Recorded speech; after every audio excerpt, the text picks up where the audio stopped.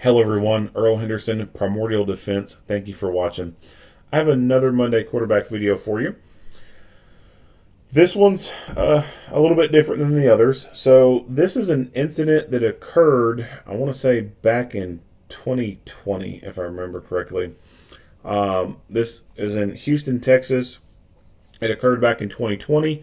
Officer involved shooting, and as a result of that, there were some officers who were I can't talk, suspended indefinitely for policy violations, as I think what they said.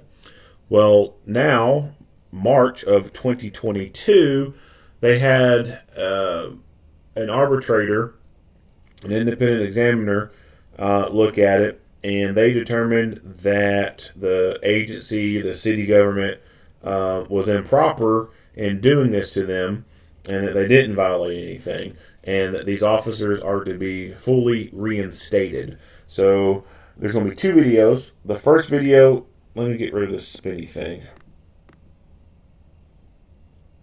Just want to All right. So the first video is going to be the press release from the Houston police chief, talking about the reinstatement and everything, those developments. And then I will go and play the original critical incident briefing video from this incident that shows the layout and everything, has the spokesperson. At that time, it was a different chief. Has that former chief talking about the incident, giving details, and it shows the body camera footage. So I will play both of these videos uninterrupted, and then I will go back and I'm going to talk about things that went on to better explain what goes on, and talk about things that I think that were done right and or done wrong. So, without further ado, here we go. say good afternoon to everyone. I want to start off by saying, understand this is a difficult day for the Chavez family. I ask that our community continue to pray for them. Just want to say on the up front, there's ongoing litigation with this case. The family is represented by counsel. My remarks will be very limited today. I have briefed the mayor, who's out of town on city business. I've also spoken to numerous community members, leaders, I meant to say, and also activists. On September 10th, 2020, 4 of our HPD officers received indefinite suspensions following investigations into an officer-involved shooting located at 800 Gazin Street on April 21st, 2020. The officers appealed the suspension to an independent hearing examiner. Chapter 143 of the Texas Local Government Code affords officers the right to appeal the chief of police decision. The burden of proof is on the city to prove by preponderance of evidence that each officer violated rules and policies cited in the letters of the indefinite suspension. After consideration of the evidentiary record, it was ruled that the city did not prove by preponderance of evidence that each officer violated the rules and policies cited in the letters of indefinite suspension. Pursuant to the ruling, officers must be reinstated. HPD respects the arbitrator's decision.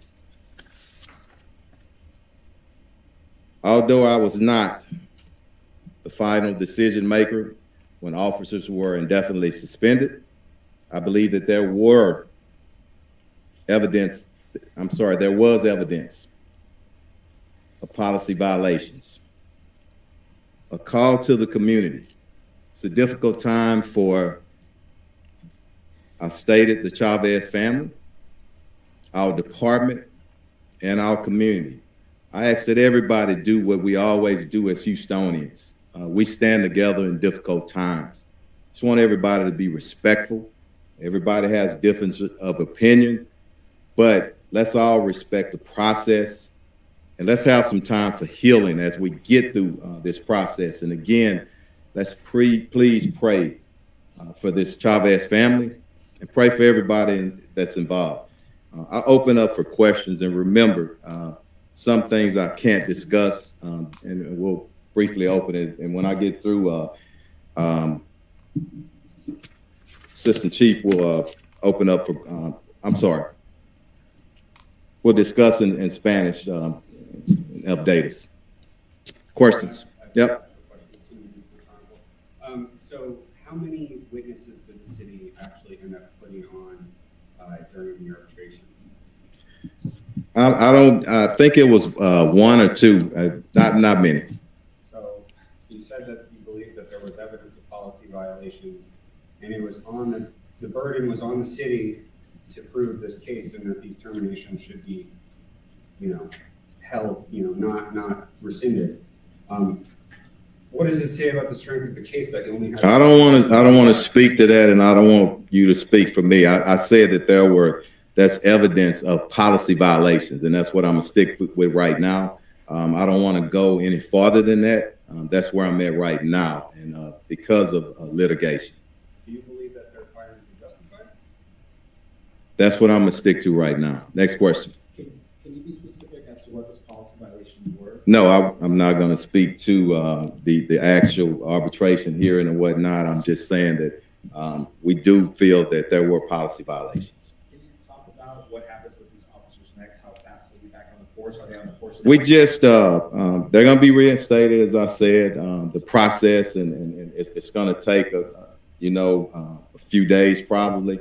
I don't know. We just received this information today, this morning. Did these officers receive any kind of back pay for the time that they were not on the force? That's part of their ruling. They will receive back pay. What I do want to say, they've been away from the department almost 2 years, and there will be reintegration training, also additional training, just as any other officers are involved in critical incidents. We always look for ways to reemphasize training.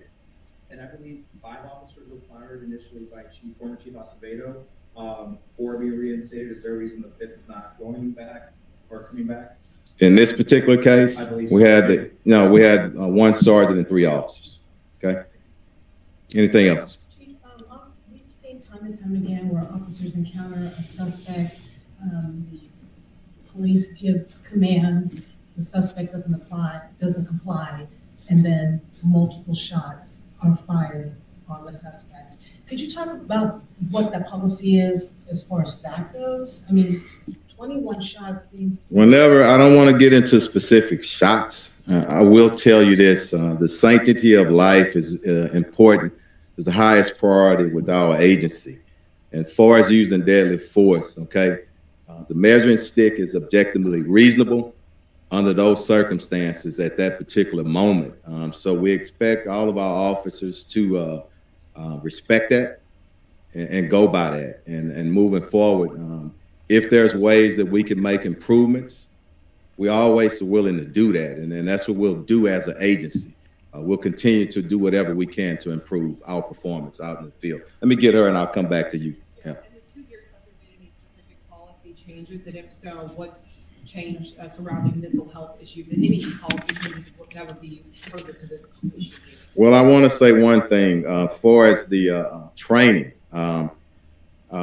just a re-emphasis on things that we were already doing, but scene management, constant assessing of the threat, more ballistic shields in the field where we can deal with suspects that have straight edge weapons or possibly tasers or whatever it may be. So we're always looking at ways to improve. And I want to say a huge thing too, with the opening of our tactical village, more scenario-based training.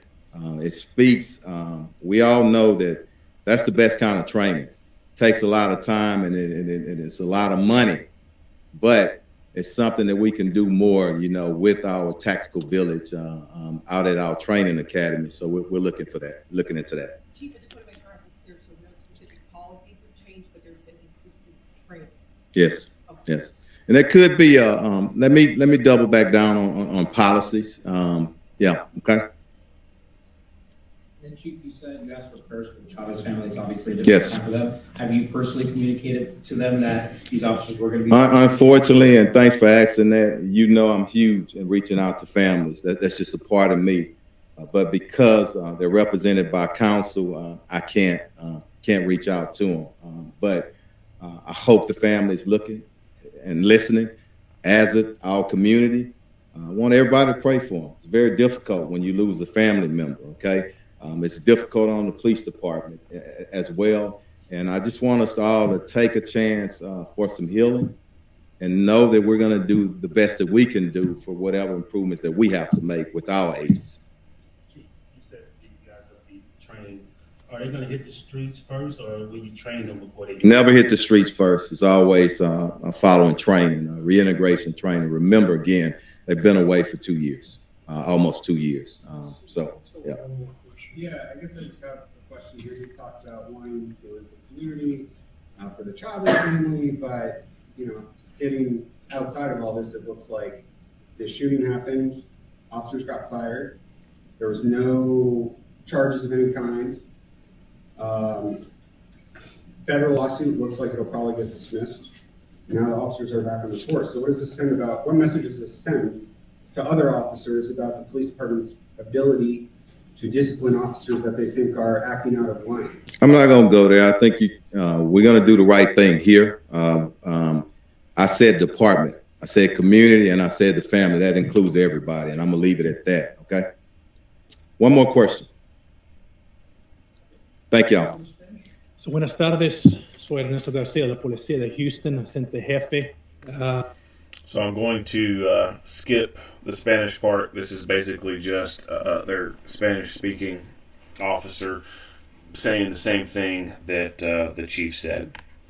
We'll go to the critical incident briefing video now. Houston Police Chief Art Acevedo. I'd like to update you on an officer-involved shooting incident that occurred on April 21st, 2020. But first, a word of caution. The videos you are about to see are graphic and may be difficult to watch. In addition, these videos contain strong language and viewer discretion is strongly advised. Following several 911 calls, officers were advised just before 9 p.m. of a man in an apparent mental crisis. He was reported to be jumping in front of cars on I-10 near Lockwood, and then a few minutes later, he was reported to be in the 800 block of Gazin Street. Houston 911, any medical, police, or fire? Police? This is Haley. What is the address of your emergency? It's by I-10. We're on the freeway, and there was a man on the freeway, walked a little bit behind exiting Lockwood. Okay, what direction of travel were y'all on, going towards or away from downtown? Towards downtown. He was on the freeway? Yes. Houston 911, any medical, police, or fire? I believe police, ambulance, or whatever you have to use. Medical, you're not being transferred to medical, that's in police too. Houston Medical was location. Almost at I-10, before you get to Lockwood, going to downtown. There's a man in the freeway, and I don't know if a car hit him already or what, but there's a guy spinning in the freeway, and we almost hit him. Is he on the freeway? Yes, ma'am. Come on. Houston 911, any medical, police, or fire? No, I need police. I'm on I-10. There's a guy trying to jump in front of cars. He's taunting cars. He's throwing himself in front of cars. I'm going towards downtown. He just crossed over. I tried to stop him, and he crossed over to the other side. It looks like he was having a mental breakdown. He just kept trying to throw himself in front of cars. Houston 911, any medical, police, or fire? Police. This is Erica. What's the address of your emergency? Well, it's not my address, but I'm at Gazin Street, and 2 houses down across the street, there's a guy yelling and screaming and jumping over fences, and I don't know what's going on with him. So he's screaming to what? I don't know. He was in my front yard, and I poked my head out, and he's saying something about his woman or something, and he So he's also going to people's front yards? Huh? He's also going to people's front yards? Yeah, he's been in my front yard, the neighbors. Are you aware of, or does he appear to have any mental issues? I don't know. Any weapons? Unknown. Houston 911, do you need medical, police, or fire? Police. What are you reporting? Honestly, there's a guy who I was hearing noises. I was hearing my dog bark, and I go outside. It's a guy with a metal, like a metal tube of some sort. He's bleeding. He was bleeding. He left. He seems a little crazy, to be honest with you, but he was in my backyard, and I believe he broke the water pipe or whatever. He left already, but he was bleeding, and he kept saying something like he's being innocent. But I just heard him drop the metal pipe. He's somewhere near the restaurant that's been closed down right here. I hear the metal pipe. Multiple officers responded and found Mr. Chavez armed with a metal object. He was distraught and apparently suicidal. Officers first tried talking with him. When that proved unsuccessful, they then deployed their soft impact weapons, which are bean bags fired from a shotgun, and tasers in an effort to stop him from harming himself. Calm down, man. We're going to approach him. He's having some type of crisis or something. Not sure if you keep the air minimized. He's holding on to something. 725, what was that location? Jason by the restaurant. Hey, somebody get your taser out. Get your taser out. Hey, bud. Hey, bud. We're here to help you, man. We're here to help you, bud. Who lied? Fuck you, too. What's going on, man?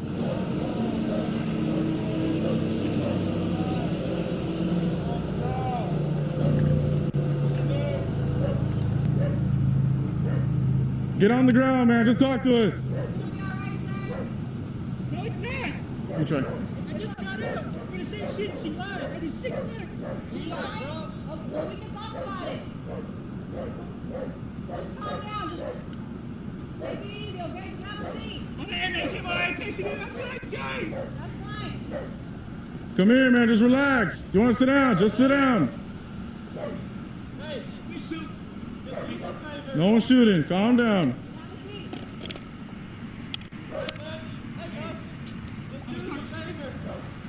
Come here. We're here to help you. We're here to help you. Hey, bud. We're here to help you. Just get it. Hey, do us a favor. Just get on the ground. Get on the ground. Hey. Hey, bud. Stop. Hold on. Get on the ground. Get on the ground now! Yeah. Hey, another one, bitch. Got taser. Fuck you.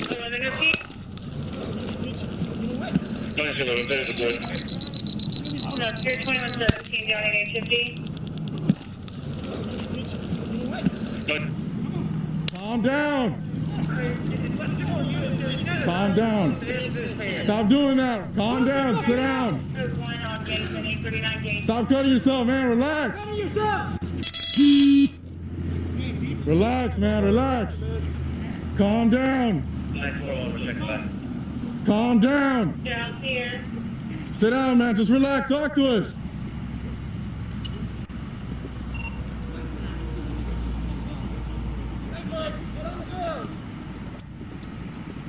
Calm down, man. Relax. Even after giving Mr. Chavez repeated verbal warnings, deploying multiple soft impact rounds and 2 tasers, Chavez was still armed with a metal object. He began moving quickly toward HPD Sergeant LeBlanc and a Precinct 6 deputy. Fearing for his and Deputy Garduno's safety, Sergeant LeBlanc discharged his duty weapon twice, striking Mr. Chavez. Precinct 6 Deputy Garduno also deployed his taser. Officers then immediately attempted to detain Mr. Chavez and render aid. As they did so, an HPD officer intentionally dropped her deployed taser to keep her fellow officers from becoming entangled in the wires. Calm down. Your shot is in danger. Get back, get back, get back. Get the fuck on the ground! Get on the ground!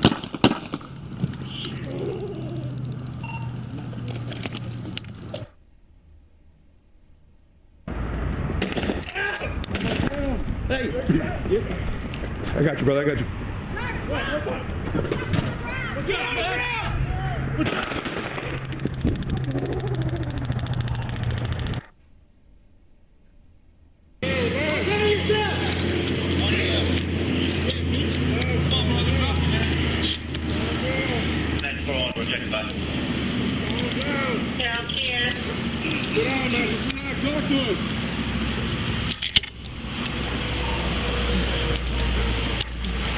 Hey, bud, get on the ground.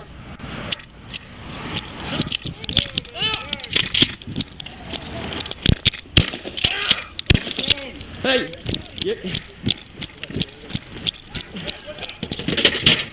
hey, bud.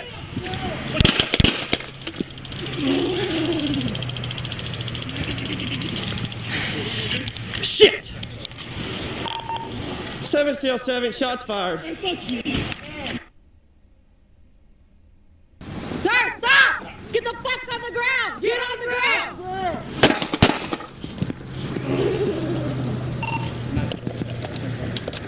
Good. Everybody's on crossfire. Don't move, man. Don't move. Hands up! Hey, fuck you. Calm down.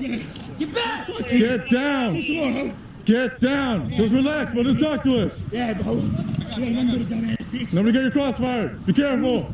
Lying, motherfucker. Calm down. Don't know. Get on the ground Just right now! relax, man. Relax. Fuck you. Just relax. Take you out. Watch your crossfire, Dad. Watch your crossfire. Calm down. Sir, just stay on the ground. Fuck you. Hey, bud. Due to Mr. Chavez's actions, the officers were unable to detain him and render aid. They then spent approximately 10 minutes trying to convince Mr. Chavez to let them help him. Still armed with the metal object, Mr. Chavez refused all such attempts and continued to harm himself and threaten officers.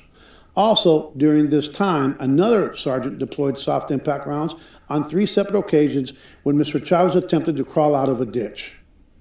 Hey, drop that knife, man. No, fuck you. Drop the knife, You're man, making me like please. sense anyway, ho? Kill me, bitch. Please drop the knife. Stop doing that to yourself, man. Stop doing that.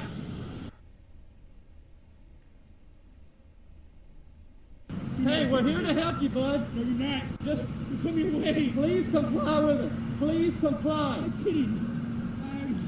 Just Fuck you, kill me, bitch. Damn it. he's got the knife. Just calm guys. down, He's got man. the knife in his hand, guys. 24C13.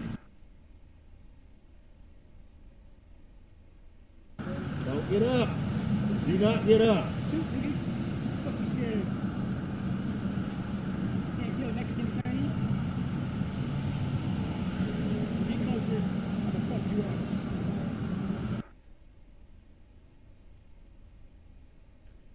up. We want to get you the medical help that you need, man, but you got to allow us to do it. You have to allow us, bud. You have to allow us to do it. Please put that down, man. I don't want you to hurt yourself. Come on, man. Zach, come on. Hey, Zach, look at me. Look. Look at the light. Look at the light, Zach. What's going on? What's going on, Zach? Zach. Zach, come on, man. I need you to talk. Okay, that's fine, Zach. That's fine. You can be mad at me. Jen, I love you, but I'm not spending the rest of my years in prison. Okay, who's that? Who's that? Zach, who is that? I ain't no snitch. Nigga, fuck you on to. Who is that? You're not snitching. I'm just trying to help you out. That's all I'm trying to do. Fuck you. I'm gonna die tonight. No, Zach, that's not what we want. Zach, come on, bro. Just keep talking to me. Just keep talking. Hey, that's fine. That's fine. You can say fuck me all you want. But I'm still here to help. Okay? I'm still here to help. You're bleeding out, so let me help you. I can help you, Zach. You gotta let me do it, though. You gotta let me do it. That's all I want to do is help you. That's all I want to do, Zach. Hey, Zach, what are you digging for? Come on, man. Let me help. Hey, Zach. Zach. Focus on me, Zach. You're bleeding and I want to help. Zach, I want to help. At one point, Mr. Chavez charged out of the ditch in the direction of officers. A sergeant deployed a soft impact weapon a fourth time, and Officer Wynn, who was to Mr. Chavez's right, discharged his duty weapon. Did someone tell them to shut off their fucking siren? Zach, chill! Zach, chill! Chill, Zach! Chill! Zach, I want to help. Someone told him to shut off their fucking Zach, chill! No, Zach, chill! Officers continued to give Mr. Chavez verbal commands, but he did not comply. He threw the piece of metal he had been holding in his hand in the direction of the officers and then grabbed the wires of the taser that was lying on the ground. Mr. Chavez started pulling the taser towards him, and when he grabbed the taser, Sergeant LeBlanc and 3 officers discharged their duty weapons at Mr. Chavez, striking him multiple times. Chill, Zach! Zach, stop! Zach, stay on the ground! Zach, stay on the ground! Zach! Guys, crossfire now. Everyone lower your guns. You guys are out of crossfire. Lower your guns and start circling around to help them out.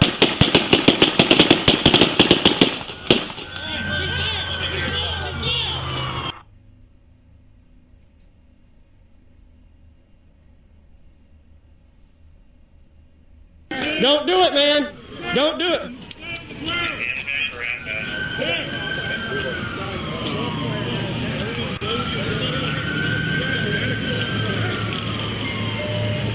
No, don't do it.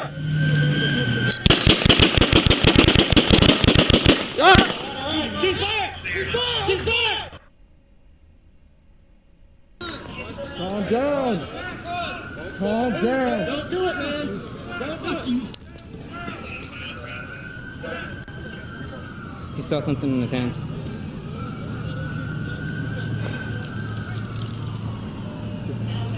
Don't do it. Doesn't have. Cease fire! Cease fire!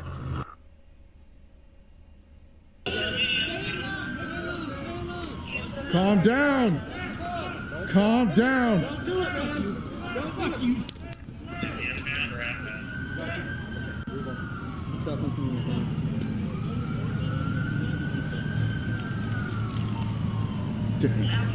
Don't do it.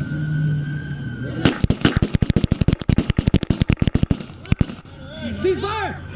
Cease fire! Right on the other side of this car. Okay. Hey, try to help us with that. Which way? On the Peter Road or is on the side street? On the feeder at Gavine and East Freeway at the stop sign. He's stabbing something tonight. He's got it in his right hand. Okay. Inbound or outbound? Everybody line, stay line, stay line! Don't fucking move! Oh, to immediate. Is someone else already advised that?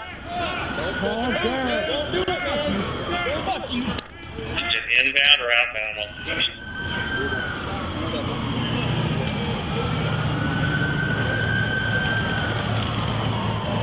Outbound.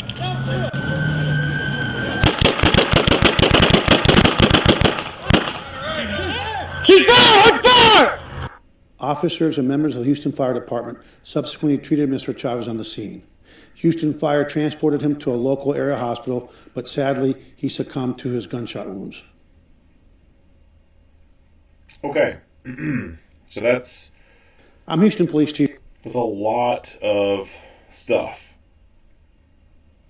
So the first video was the press release talking about the officers who were indefinitely suspended being reinstated.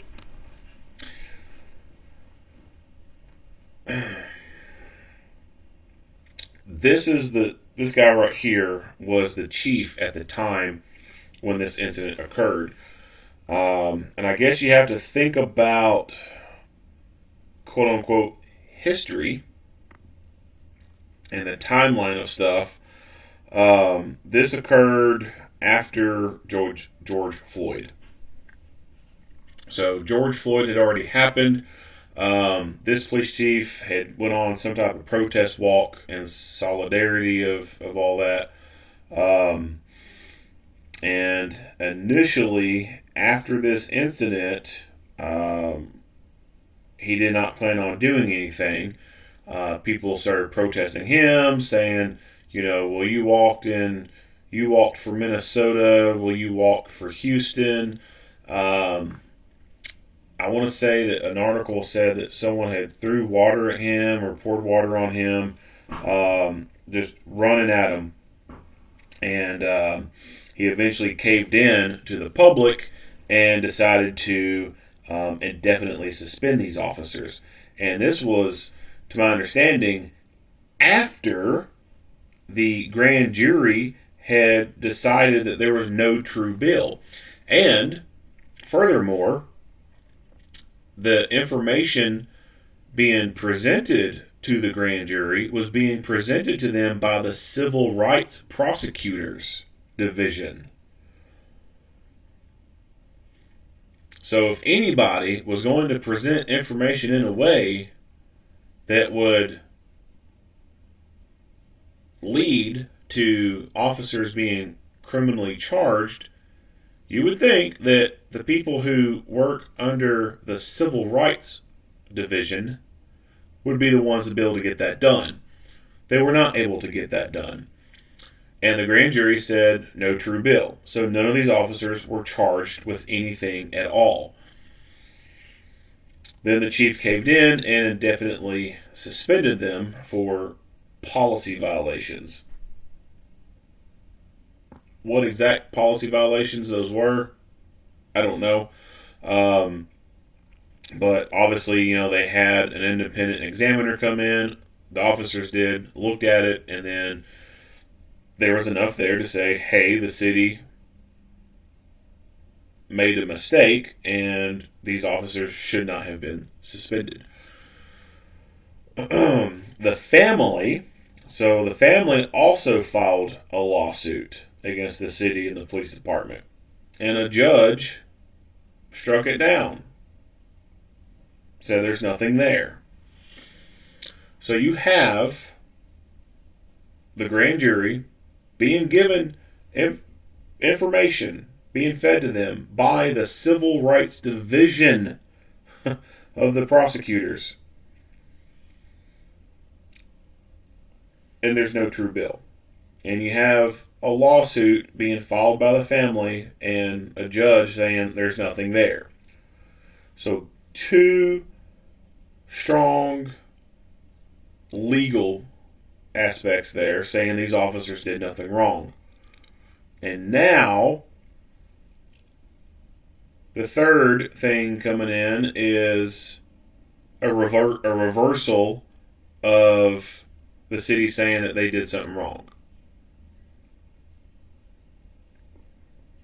So that is three different things saying that these officers did nothing wrong.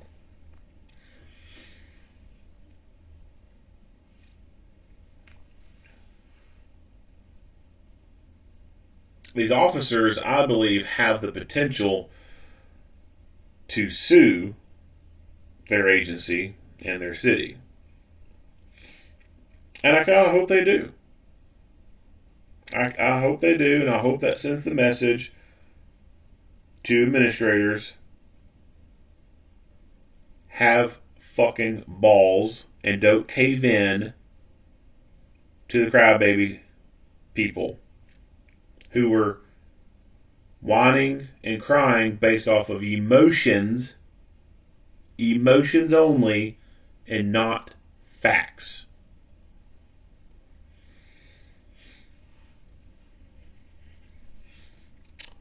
This guy's wife said that, we'll back it up. So an article talked about this guy's family, how they said this was wrong, blah, blah, blah. The father said that, even though, he's not, I forget his exact wording. Something like, he's not perfect. He's been in trouble before, something like that. Despite all that, this shouldn't have happened. Well, his father's story is that, and his family's story is that he had a bike wreck. I want to say something like when he was 15 years old. And that led to a prescription pill addiction, which ended up causing him to have a lot of drug-related arrests, and then eventually spent some time, multiple in and out of prison.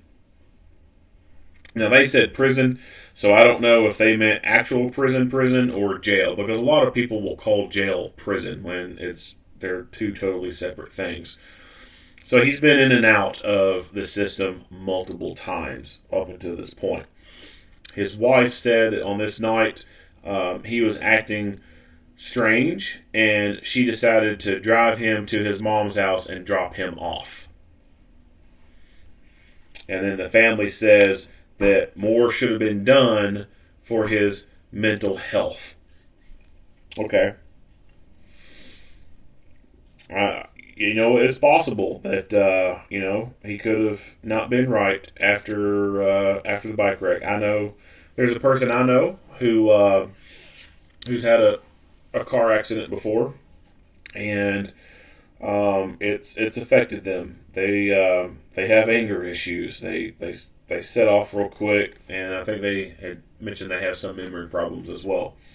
So I could see maybe a bike wreck changing this guy or whatever. But that's been years. Like, he's 20-something years old. This apparently happened when he was 15.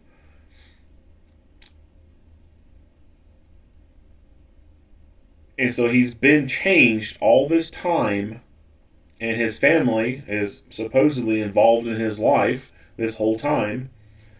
Why didn't they get him the help that he needed to get? They've known him his whole fucking life.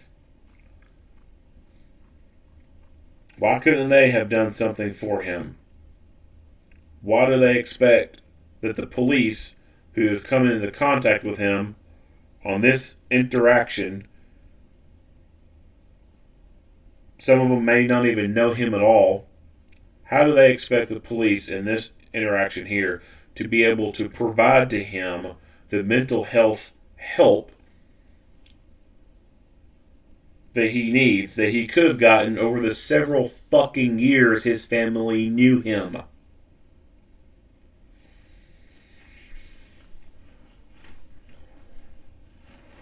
Then, of course, the family says they could have done something different. And they said that the police could have opted not to respond at all for a mental health crisis call.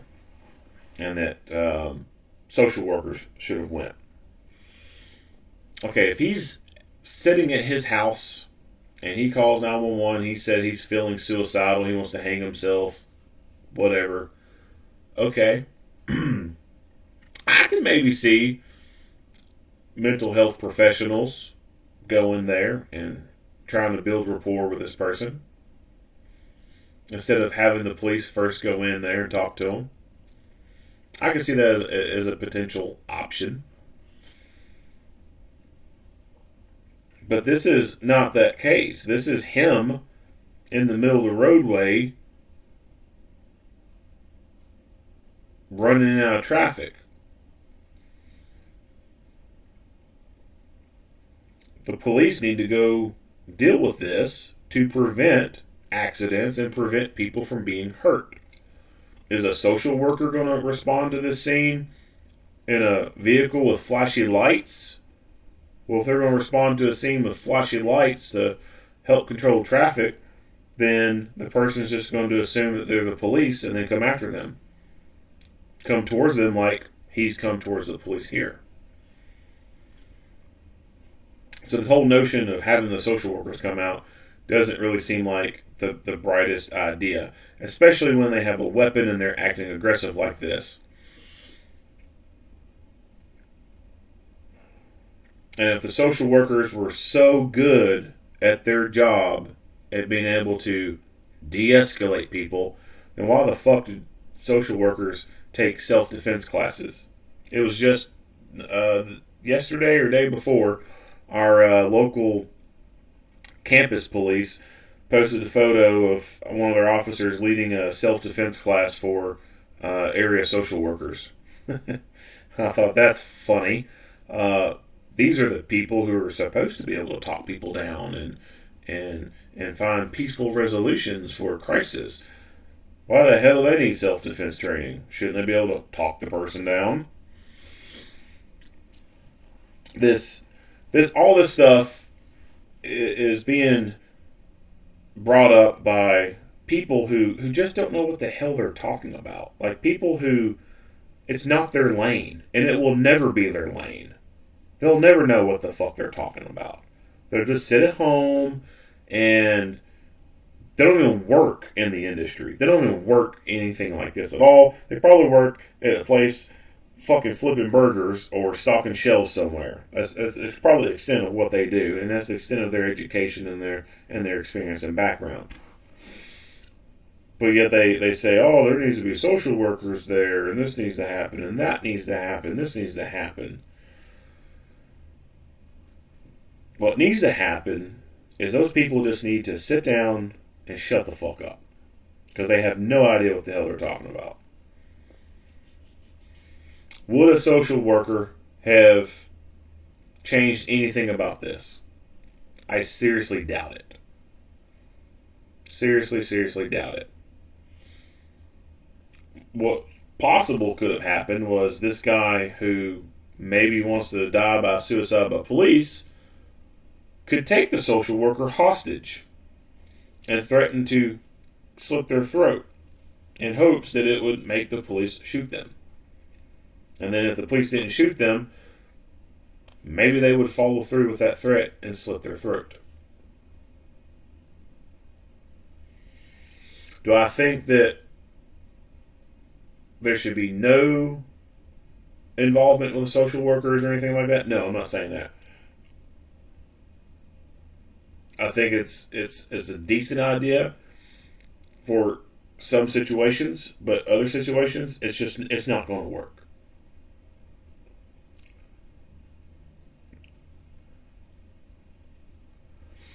The article I was reading, and it talked about these people saying that they would like for the police to stop responding to mental health crisis type of calls. And I can somewhat agree with that one. However, when it comes down to other factors being involved, like him jumping in and around traffic, that means the police are going to have to get involved.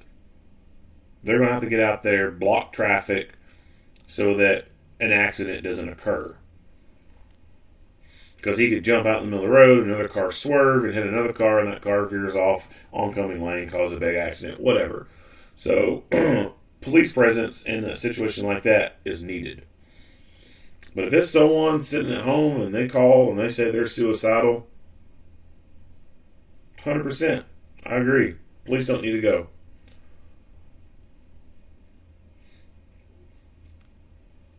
If it's a family member calling the police saying that they have a family member who's just uncontrollable, crazy, going off, I can get down with saying, no, the police aren't coming. Call back when there's been a crime committed. I can see that. Like the video from, I forgot where it's from. It might have been New Jersey. The guy, he was at home, and it's like his mom or someone called saying he's just acting weird, and he's got a knife, and he's waving it around, and the police get there, and the guy's on the back porch, and the officer's like, hey, buddy, and the guy's like, I'm not your buddy, pal. That one. So that was, I think, one of the ones that I had talked about and said, hey, you know what? I think that'd be a great idea. The guy has not committed any crime. He's just being loud and weird to the family. Until he commits a crime, don't go. Let the family deal with him.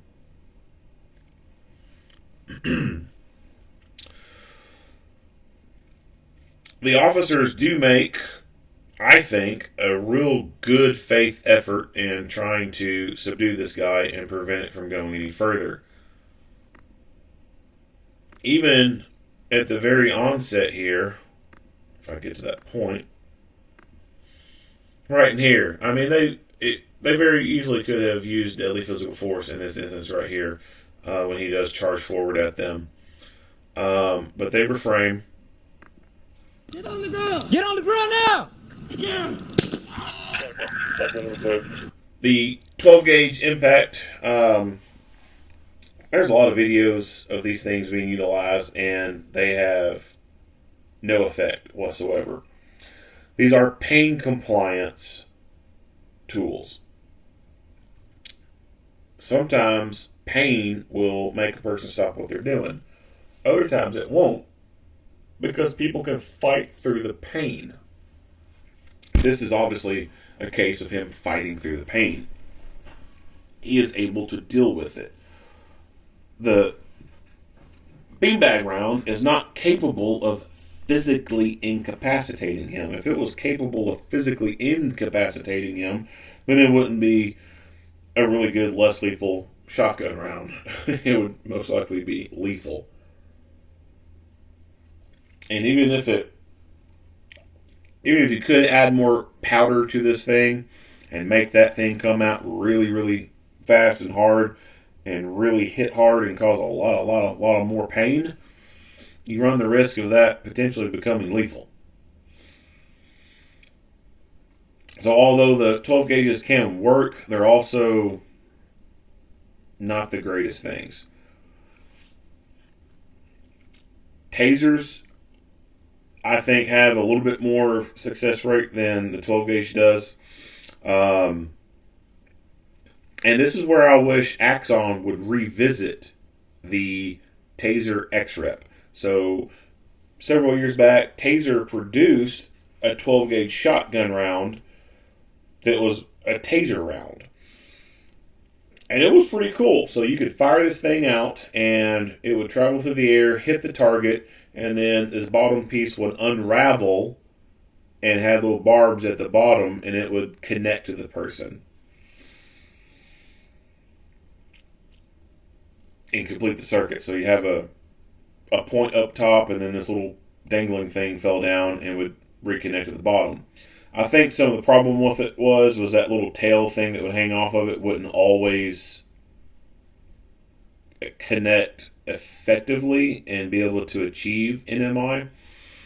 So it basically became a pain thing.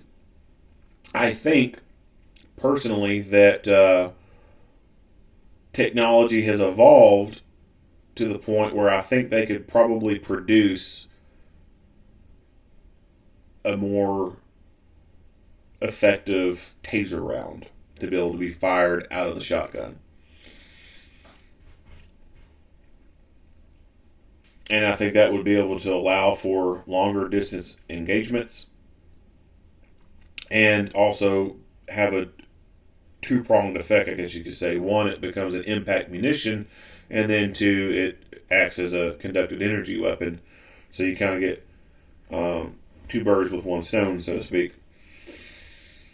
40 millimeter launchers, so same thing with the 12 gauges. There's lots of videos where people take a hit from a 40 millimeter foam projectile and it doesn't do anything to them.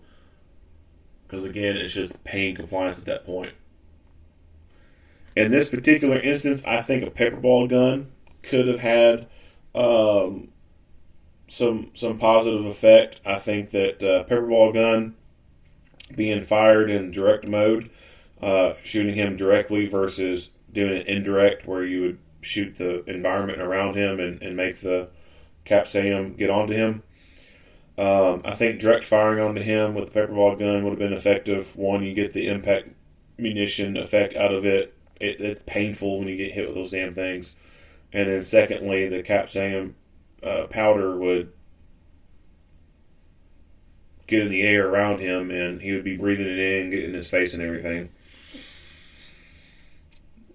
Aside from a pepperball gun, I think just a fucking MK9, a big can of pepper spray would have been good.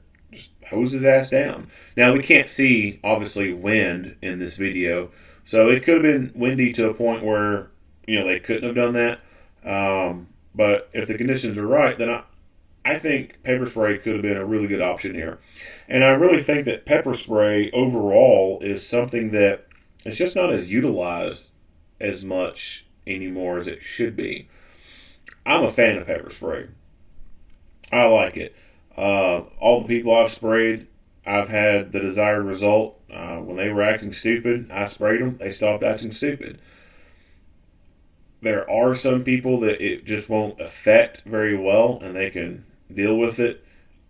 I haven't come across them.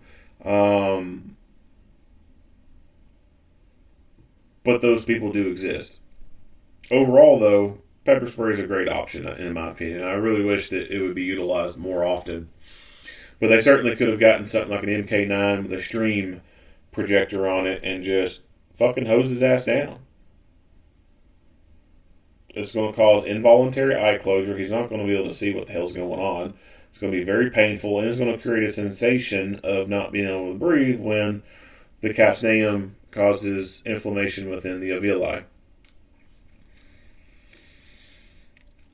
And he's going to have snot coming out of his nose and everything. It's just, like, if you've ever been sprayed, you understand how much it sucks. And I think that hitting him with a good burst of OC spray, just painting his face and his torso area with it, could have, like I said, caused the involuntary eye closure, disorientated him, and they could have gotten up, gotten closer, deployed taser into him, get good connection, achieve an MI, let him knock down, and then kick the object out of his hand. Yeah, another one, bitch! No taser! Fuck you!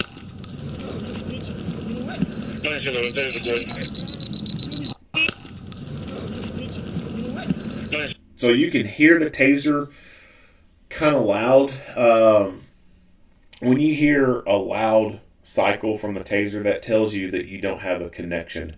If you have a good connection with your wires, the taser will run relatively quiet. It won't be completely silent or anything, but instead of hearing the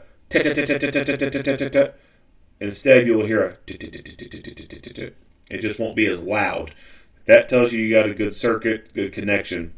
The voltage, the electricity is going through the wires into the person. If you hear it loudly at the gun, you just don't have good connection at that point. So this tells me that taser obviously was ineffective. He may have got one probe in, possibly. Most likely what has happened is one probe's hit and the other's missed. And if he's feeling anything, he's only feeling electricity coming from one, and obviously no circuits being completed to achieve NMI. Hello, there's a good. No, Pier 2117, Johnny 850. Another taser is fired with no effect. Calm down. And again, you can hear it pretty well, so I think a probe probably missed, or there could be a clothing disconnect type of issue. Stop cutting yourself, Max. Even after giving him a taser, but he's deputy Chavez. Get on the ground! So certainly here, could have been a point to use deadly physical force. They still restrain themselves. Get on the ground! Get on the ground!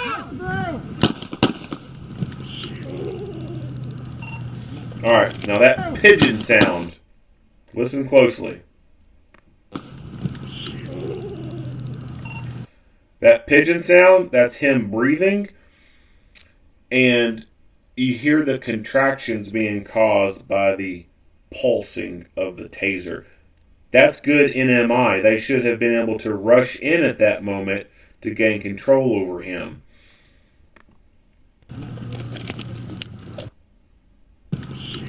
Get the fuck on the ground! Get on the ground!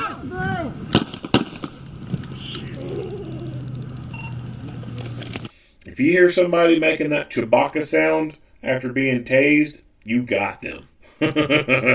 Like that lets you know their ass is locked up. You've got neuromuscular incapacitation. So I think that, she could have kept pulling the trigger, kept cycling it as they could come up and gain better control over him and cuff him under power. I got you, brother. I got you.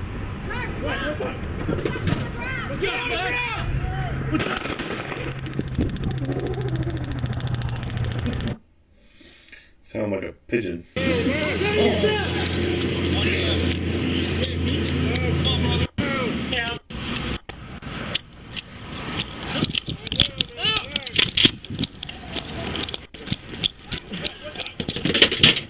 Hey, bud.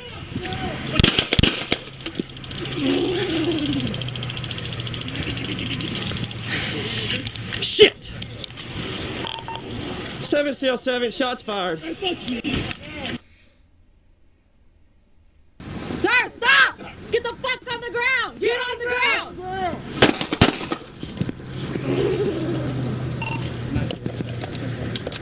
They're good. Nobody's on crossfire. Don't move, man. Don't move. Nobody's They're good. Nobody's on crossfire. So I'm not even really sure why she decided to drop her taser on the ground. I would like to know. I wish there was a lot more information about, their reasoning behind what they did. It looked like maybe she had it holstered. It's hard to tell. Sir, stop! Get the fuck on the ground! Get on the ground! So she's not the one who has the taser deployed, I don't think. Sir, stop! Get the fuck on the ground! Get on the ground!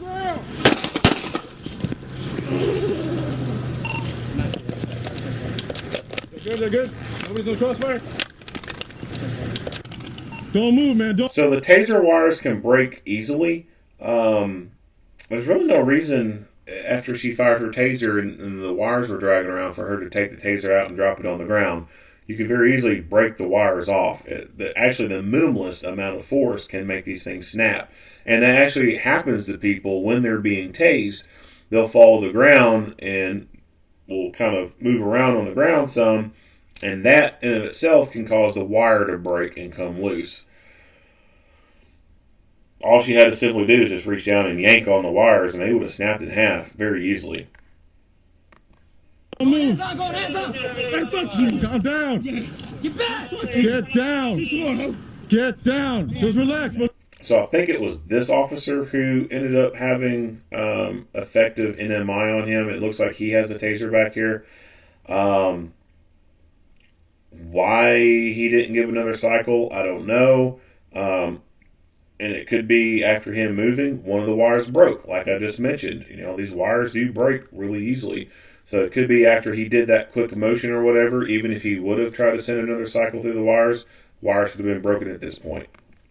Just talk to us. Yeah, bro. You ain't nothing but a dumbass bitch. Nobody get your crossfire. Be careful. Lying motherfucker. Calm down. Don't know. Get down. And I definitely think that at this point, him being on the ground, would have been an even better opportunity to get just, a little bit closer and just hose him down with pepper spray. Just paint his face with OC. Just relax, bro. Just talk to us. Yeah, bro. You ain't nothing but a dumbass bitch. Nobody get your crossfire. Be careful. Lying motherfucker. Calm down. Don't know. Get on the ground just right now! Relax, man. Relax. Fuck you. Just relax. Calm down. Sir, just stay on the ground! Fuck you. Come on. Due to Mr. Chavez's partially attended, Mr. Septo. Hey, doing that to yourself, man. Stop doing that.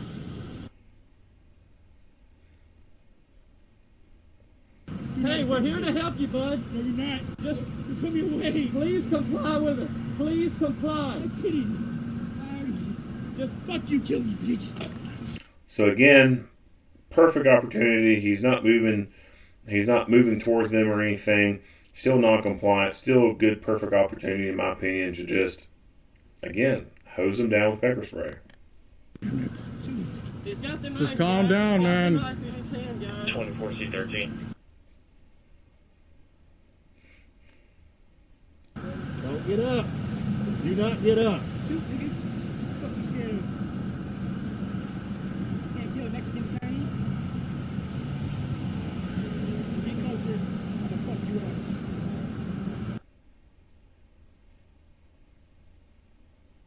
up. We want to get you the medical help that you need, man, but you got to allow us to do it.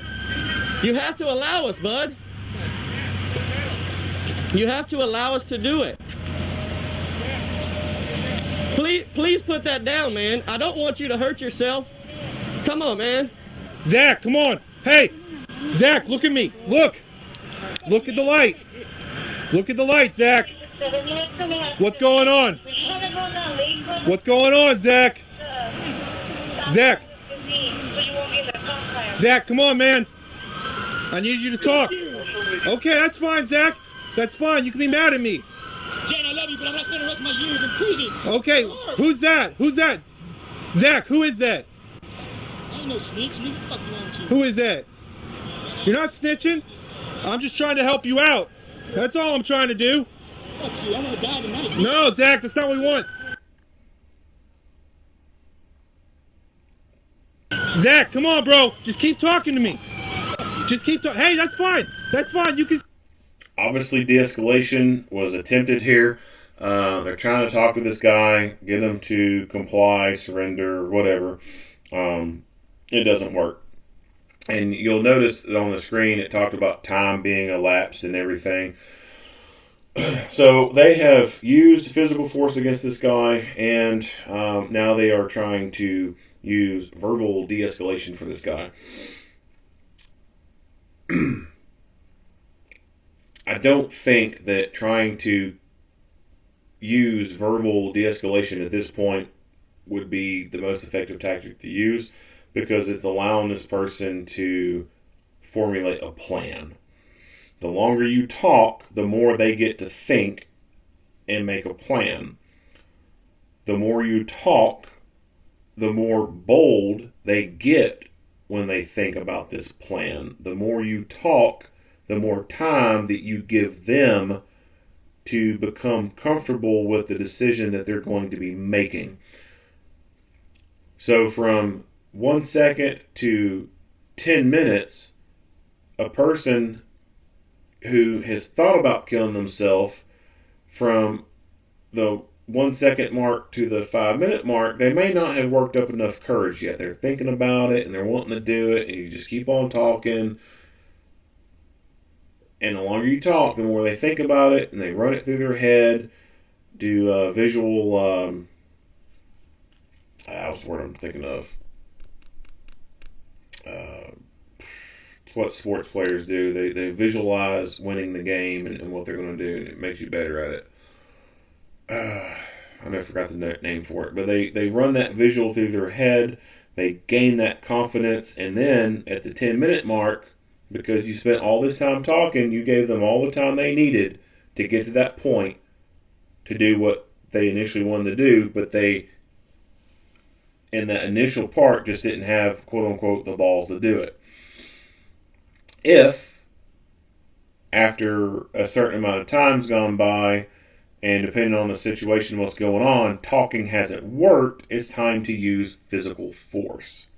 Now, obviously, they started with physical force first, and it didn't work. It wasn't effective. But they did get one good taser deployment on this guy. When he went down and he made the little Chewbacca / pigeon noise, that was NMI. They had him locked up at that point. That would have been the opportunity to pounce on him. If he's still got the knife in his hand, then, you know what, stomp his hand, kick his hand, whatever you got to do, gain control over that weapon. As long as he's being cycled under taser, he's locked up. He's not doing anything. That's the time when you want to do arrest under power. At this point, like I said, pepper spray. So they've used these other devices, but pepper spray hasn't been used yet. I think that pepper spray would have been a good option with him laying on the ground there. It seems like he has maybe some type of mobility type of issue. He has not gone to his feet. I don't know at this point if this is a conscious decision on his half not to go to his feet, or if he is physically incapable of getting to his feet and standing on his own. It could be one of the gunshot wounds he got is limiting him physically from being able to fully stand. So now would have been more opportunity to use more force, less lethal force, to gain compliance over him. Approach, hose him down with pepper spray, fire tasers into him, get good NMI, and cuff him under power. Say fuck me all you want, but I'm still here to help. Okay? I'm still here to help. You're bleeding out, so let me help you. I can help you, Zach. You gotta let me do it, though. You gotta let me do it. That's all I want to do is help you. Notice this taser right here. So there are multiple taser models that's been put out for police use. The legacy units only had a certain style of cartridge that could fire once. This particular model is the newer one. It is an X2 model. It has 2 cartridges inside of it. So you can fire one cartridge, and if it don't work, you can fire the second cartridge, and it will work. That's all I want to do, Zach. To recognize. Hey, Zach, what are you digging for? Come on, man. Let me help. At one point, Mr. Jack weapon, duty weapon. Zach, chill. Zach, chill. Chill, Zach. Chill.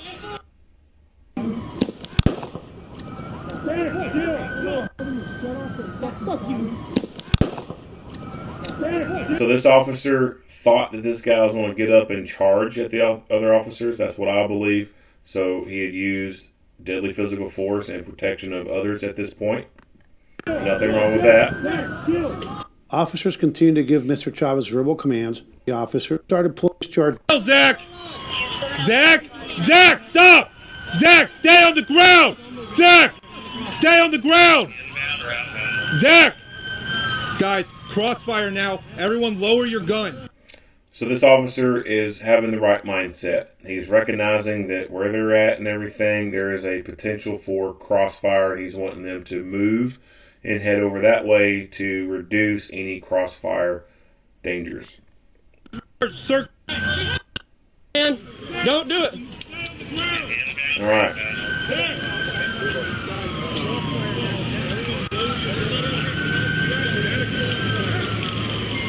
So remember what I said about that taser having a second shot capability? Well, here we go.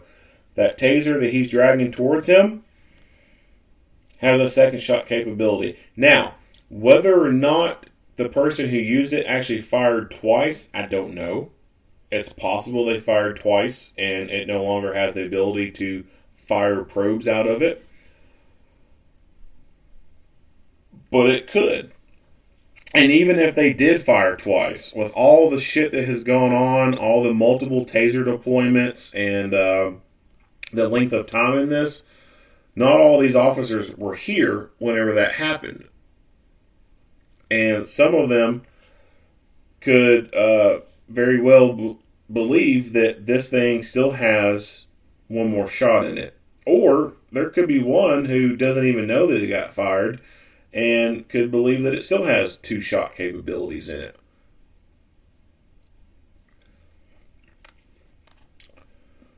One of the arguments for this guy in that article talked about the taser is a less than lethal option used to subdue people, and they still shot him when he had it. Yeah, so the taser can be a less than lethal option, and it won't kill you. The taser, the electricity going through your body from the taser will not kill you. That is a myth. Generally, what kills people during taser deployments is the fall. They'll fall and hit their head and have brain swelling. Or they're already on some drugs and they end up overdosing on those drugs, or because they're on drugs and their heart rate's going up, they end up having cardiac arrest or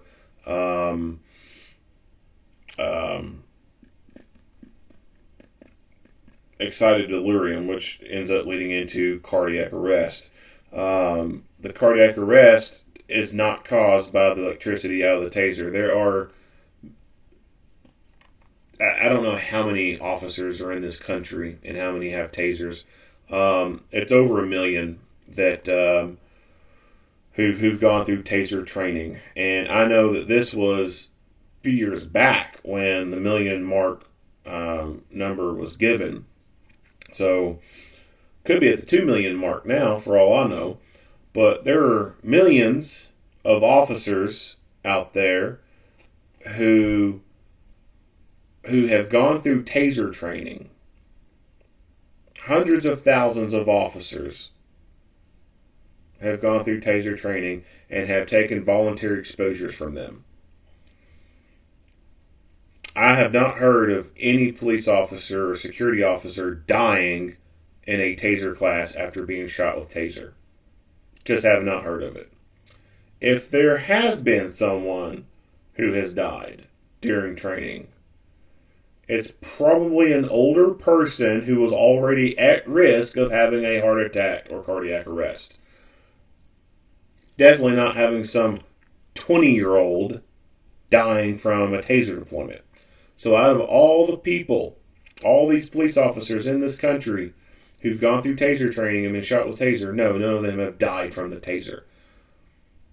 When it comes to suspects, like I said, they fall, hit their head, or it's because they're on so many fucking drugs, they end up dying from that.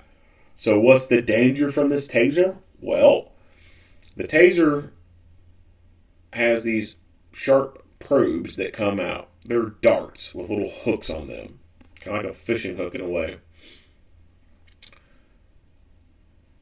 Those can be fired into your face and pierce your eyes.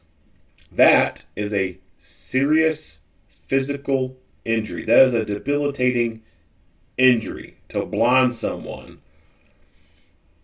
To use, generally, deadly physical force against a person, you have to be in fear that that person is going to kill you or cause serious physically harm. Serious physical bodily harm to you. That there is justification to use deadly physical force. This guy has picked up this taser. He's not trained in how to use it. He could very easily just point it in the direction of someone, pull the trigger, and a dart goes through their eyeball.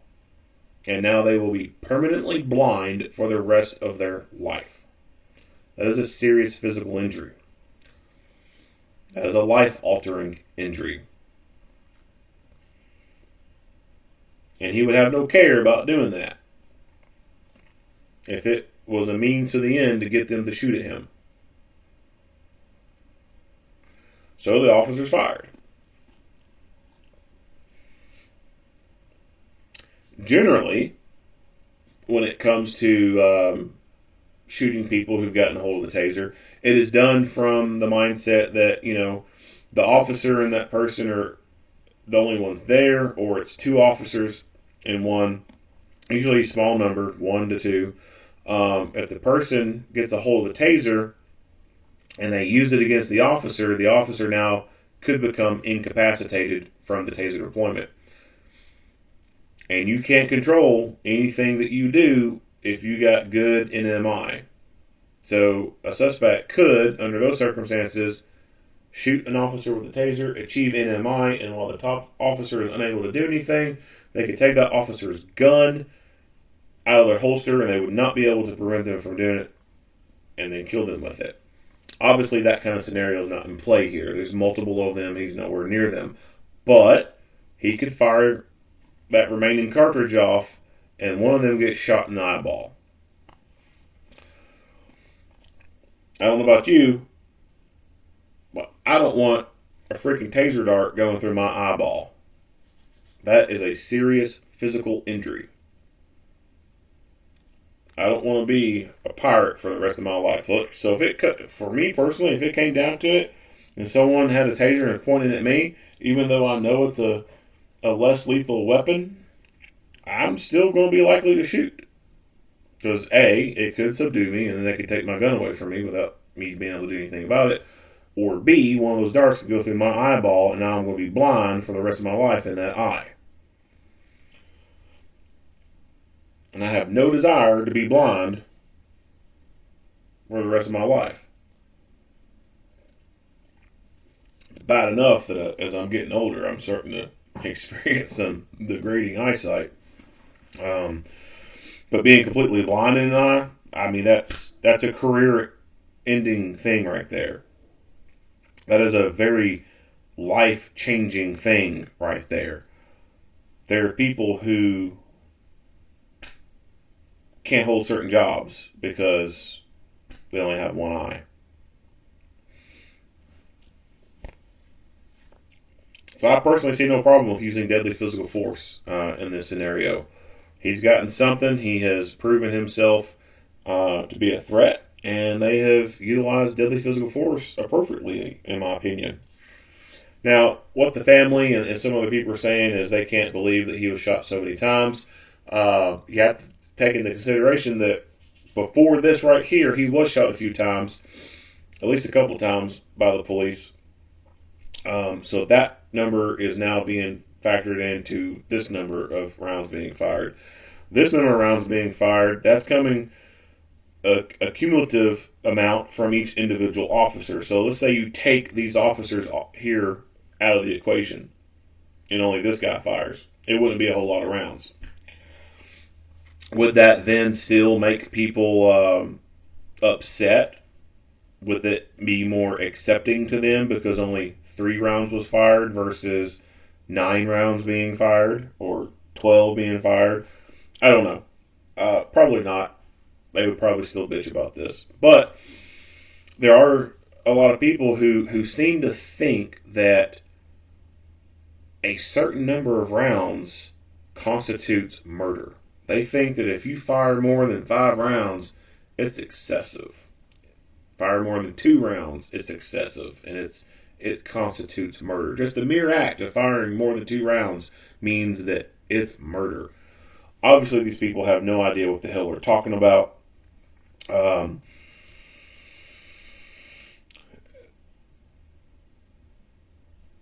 rounds fired is to stop the threat. That could be 1 round, that could be 2 rounds, that could be 10 rounds, that could be 20 rounds.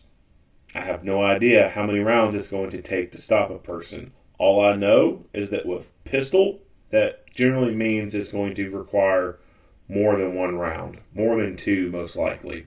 Because pistol ammunition sucks. Which is why I always say rifles are the better choice when dealing with deadly physical encounters. If, at the beginning of this situation, and he was charging at them when they fired the first time, if during that interaction the person who fired had a rifle or a shotgun, then I seriously doubt that this situation would have gotten to this point because they likely would have went down with 1 hit. Likely. Not saying for sure, but a good likely chance they would have gone down with 1 hit to the center mass with a rifle round. Then it would have prevented all this from happening, and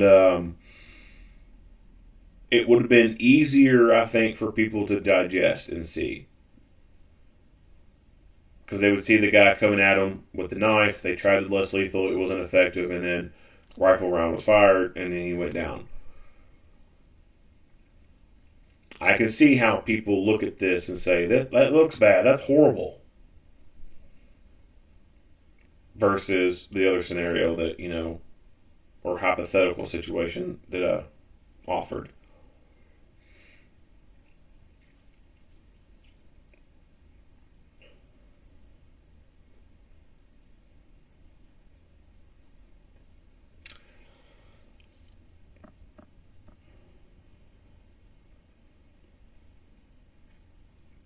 So we talked about rendering medical aid. Excuse me. Talked about rendering medical aid for him. Obviously, it doesn't show any of that. And I usually will go into a medical spiel, but not any huge talking points in here about it. But I will say that when it comes to medical gear, you need to carry medical gear on you versus just keeping it in the car.